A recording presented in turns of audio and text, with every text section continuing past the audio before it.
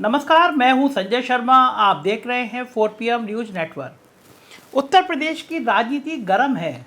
मुझे लग रहा था कि चुनाव खत्म हो गए, रिजल्ट आ गया, सरकार बन गई तो राजनीति थोड़ी सी शांत हो जाएगी। मगर रोज़ एक नया पैंतरा आता है, दांव आता है, चर्चा होती है, तो राजनीति अभी भी गर्म है और 1-1.5 साल बाद तो और गर्म हो जाएगी, क्योंकि लोकसभा के चुनाव आ जाएंगे। ताज़ा घटनाक्रम यह है कि आजम खां के करीबी एक व्यक्ति ने संदेशा भिजवाया अखिलेश यादव को कि आजम खां चाहते हैं कि रामपुर में जो लोकसभा की सीट खाली हुई है उसमें उनके परिवार के किसी सदस्य को लोकसभा का प्रत्याशी बनाया जाए। अखिलेश यादव ने इस पे अभी कोई जवाब नहीं दिया है। मतलब जो लोग ये मान रहे हैं कि आजम खां और अखिलेश यादव का तलाक हो गया है, वो थोड़ा रुकें, इंतज़ार करें, पिक्चर अभी बाकी है मेरे दोस्त। शिवपाल यादव ने बहुत शायराना अंदाज में अखिलेश यादव पे हमला बोला है कि वो हमें रोनते चले गए और जिनमें हमने पाला पोसा, इस टाइप की बातें की हैं शिवपाल जी ने। शिवपाल जी को अब समझ में आ गया है कि इस पूरी पटकथा के पीछे मुलायम सिंह यादव का दिमाग था। और वो वाला दौर जब यादव परिवार में लड़ाई हुई थी, आप उस दौर को अगर विजुलाइज करेंगे तो आपको सारी कहानी समझ में आ जाएगी। दरअसल शिवपाल यादव जी की जो एंट्री थी, जो समाजवादी पार्टी में हैसियत थी, वो बहुत बड़ी थी। जो मुलायम सिंह की राजनीति का दौर था, जिसमें बाहुबल, जिसमें शक्ति बल, जिसमें धन बल चाहिए होता था, उस पर शिवपाल यादव मौफीक बैठते थे और वो सारी व्यवस्थाएं कर लिया करते थे। गांव में संघर्ष हो, थानों में संघर्ष हो, विधायक तोड़फोड़ करने हो, शिवपाल यादव परफेक्ट माने जाते थे और उन्होंने किया भी है। लेकिन मुलायम सिंह यादव अपने जीवन की आखिरी पड़ाव पर हैं और वो अपने बेटे को बहुत प्यार करते हैं, ये किसी को शक नहीं होना चाहिए। और ये इतिहास गवाह है, जब भी बात आई है कि सत्ता किसको सौंपी जाए, भाई को या बेटे को, तो इतिहास में हमेशा सत्ता बेटे को सौंपी गई है। शिवपाल यादव ये बात समझने में थोड़ी देरी कर गए। और मुलायम सिंह की राजनीति को जानने वाले लोग जानते हैं कि मुलायम सिंह को समझ पाना, मुलायम सिंह को जान पाना मुश्किल नहीं, असंभव है। मैंने समाजवादी पार्टी के संरक्षक मुलायम सिंह यादव के साथ दर्जनों हवाई यात्राएं करी हैं। मैं उस समय एक अखबार की रिपोर्टिंग कर रहा था। मुलायम सिंह रक्षा मंत्री थे, तो कई आंदोलन ऐसे हुए थे जब मैं मुलायम सिंह के संग था और मैंने उनको बहुत करीब से देखा है। उनके मन में क्या चल रहा है, वो कौन सा दांव चलेंगे, ये आप सोच नहीं सकते, समझ नहीं सकते। राष्ट्रपति बनाने के लिए ममता बनर्जी समेत और प्रधानमंत्री बनाने के लिए सोनिया गांधी समेत तमाम राजनीति के ऐसे किस्से भरे हुए हैं कि जब मुलायम सिंह यादव ने एंड टाइम पे जो धोबी पाठ चला, उससे उनको पसीने आ गए। यही कारण है कि प्रधानमंत्री नरेंद्र मोदी भी मुलायम सिंह यादव के प्रशंसक हैं, जबकि विचारधारा में दोनों बिल्कुल उल्टे हैं। तो मुलायम सिंह का अपने बेटे को सुरक्षित रखने के लिए, अपने बेटे को संरक्षित रखने के लिए और अपने बेटे को समाजवादी पार्टी का वर्चस्व रखने के लिए एक ऑपरेशन प्लान तैयार हुआ था। उस ऑपरेशन प्लान में 3 लोग थे उस समय में। पहले सबसे जो बाहुबली आदमी था वो था अमर सिंह, और जिसने ये कल्पना कर ली थी और ये गलती कर बैठे थे कि मुलायम सिंह अखिलेश यादव से भी ज़्यादा अमर सिंह को तवज्जो दे देंगे। ये गलतफहमी हो गई थी। दूसरे नंबर पे शिवपाल यादव थे, जो मुलायम सिंह के बाद उत्तराधिकारी बनना चाहते थे, और तीसरे नंबर पे रामगोपाल यादव थे। तो मुलायम सिंह का प्लान था और वो प्लान कामयाब हुआ। एक लड़ाई हुई परिवार में, मंच पे लड़ाई हुई। शिवपाल यादव जी ने कोशिश करी कि अखिलेश यादव भी मुख्यमंत्री पद से हट जाएं और 6 साल के लिए बाहर चले जाएं। इस्तीफों का दौर हुआ, अखिलेश ने शिवपाल को निकाला, शिवपाल ने अखिलेश को निकाला। अंततः समाजवादी पार्टी पे अखिलेश यादव का कब्जा हुआ। मुलायम सिंह बखूबी जानते थे कि 2017 में समाजवादी पार्टी हारेगी, लेकिन वो चाहते थे कि हार का कारण ये बने कि परिवार की लड़ाई की वजह से सपा हार गई, बेटे के ऊपर, ब्रांडिंग के ऊपर कोई असर ना आए। एक तीर से कई शिकार किए थे उन्होंने। समाजवादी पार्टी पूरी अखिलेश यादव की हो गई थी, शिवपाल यादव किनारे हो गए थे, रामगोपाल यादव निकाल दिए गए थे, अखिलेश यादव के रिकमेंडेशन पे वापस आए, और अमर सिंह तो ऐसे हाशिए पे गए कि फिर वो पनप ही नहीं पाए और सपा का मुखिया उनका टीपू यानी अखिलेश यादव हो गए थे। राजनीति का वो बहुत खराब दौर था जिसने एक बहुत अच्छे रिश्ते, चाचा और भतीजे के बीच में बहुत गहरी दरार डाल दी थी।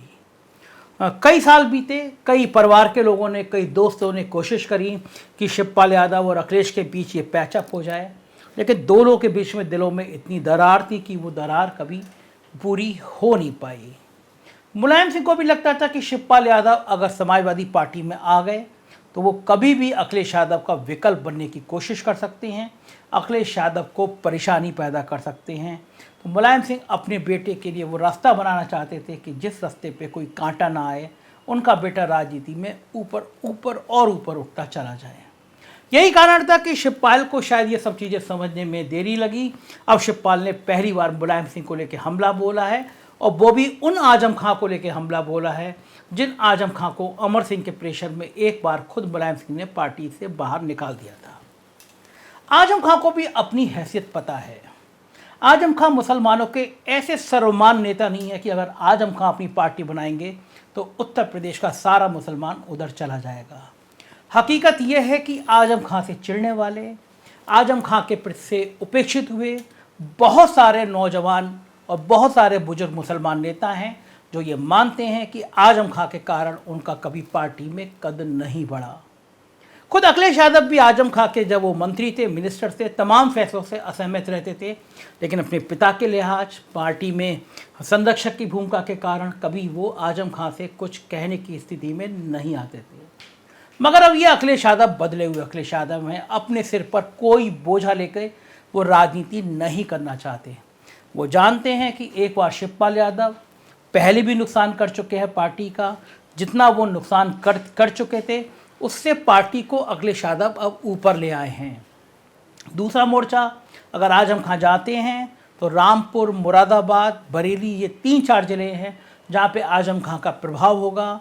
अगर ओबीसी के साथ वो गठबंधन बनाते हैं तो मैं ये मान सकता हूँ कि मुस्लिमों का एक बड़ा नुकसान अखिलेश यादव को होगा। लेकिन प्लस जो अखिलेश यादव का होगा वो ये होगा, जो आज अखिलेश यादव पे तुष्टीकरण का आरोप लगाते हैं, जो अखिलेश यादव पे मुसलमान परस्त का आरोप लगाते हैं, अखिलेश यादव उससे उबर जाएंगे।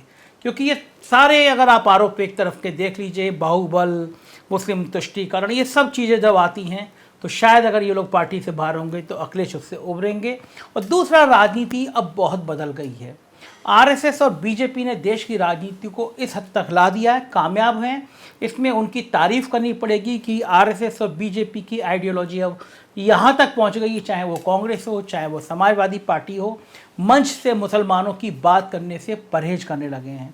सॉफ्ट हिंदुत्व की राजनीति पर चलने लगे हैं। कांग्रेस को भी समझ में आ गया है, सभा को भी समझ में आ गया है कि अगर मुस्लिमों की बात करेंगे तो हिंदू वोट यूनाइट हो जाएगा। लिहाजा अखिलेश यादव की भी रणनीति यह है कि वो पिछड़ा, गैर पिछड़ा, कुछ ऊंची जातियों का एक वोट बैंक तैयार करें। जिस समय मुस्लिम को लगेगा कि ये वोट बैंक मजबूत हो गया है अखिलेश यादव के पक्ष में, तो वो मुस्लिम अखिलेश के साथ आ जाएंगे।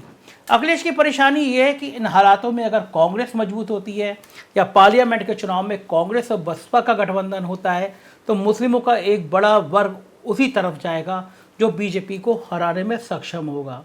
तो अखिलेश को पार्लियामेंट का चुनाव से पहले ये गोलबंदी करनी पड़ेगी, मुस्लिम्स को भरोसा देना पड़ेगा कि उन्होंने जो मेहनत की है, उन्होंने जो प्लानिंग की है, उन्होंने जो पिछड़ा और गैर पिछड़ा वोट बैंक तैयार किया है वो कहीं ज़्यादा मजबूत है कि बजाय इस बात से कि बसपा और कांग्रेस भारी हो जाएं, इसके मुकाबले में सपा को अपना वोट बैंक भारी करके दिखाना होगा। तो आज ओवैसी की तरफ से भी संकेत आए हैं। शिवपाल की कोशिश है कि शिवपाल, अखिलेश, ओवैसी एक फोरम बना ले जो समाजवादी पार्टी को नुकसान पहुंचाए। अखिलेश यादव को भी पता है कि बहुत मेहनत करनी पड़ेगी। 1 महीना हुआ है, माना जाता है कि सरकार को 6 महीने का टाइम देना चाहिए, लेकिन अखिलेश यादव एक के बाद एक जहां घटना हो रही है वहां पहुंच रहे हैं। चंदौली में जिस लड़की को पीट पीट के मार दिया था पुलिस ने, पुलिस पर आरोप है कि वो अपराधी को पकड़ने गई थी, पीट पीट के मार दिया गया। अखिलेश यादव वहाँ जा रहे हैं। और जिस ललितपुर में थानेदार ने रेप किया वो वहाँ चले गए। झांसी में प्रेस कॉन्फ्रेंस की नेता प्रतिपक्ष की भूमिका वो निर्वहन कर रहे हैं।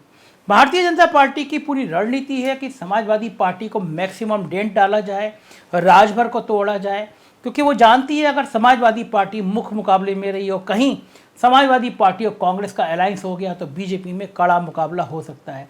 तो पार्लियामेंट के चुनाव तक ये राजनीति, ये दांव पे चलते रहेंगे और क्या दांव पे चाहिए हम आपको बताते रहेंगे। फिलहाल रामपुर लोकसभा सीट पे भी सबकी निगाह रहेगी कि क्या आजम खां पार्टी में रुकेंगे या अलग मोर्चा बनाएंगे।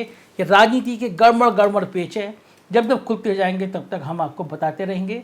देखते रहिए 4PM न्यूज़ नेटवर्क। और एक रिक्वेस्ट और आपसे, आप 4 PM न्यूज़ नेटवर्क को ट्विटर पे और 4 PM न्यूज़ नेटवर्क को फेसबुक पे भी फॉलो करिए प्लीज़। और हमारे यूपी की खबरों के लिए हमारा 4 PM यूपी जो चैनल है उसको सब्सक्राइब जरूर करिएगा। बहुत बहुत शुक्रिया, धन्यवाद आपको ये वीडियो देखने के लिए। Thank you.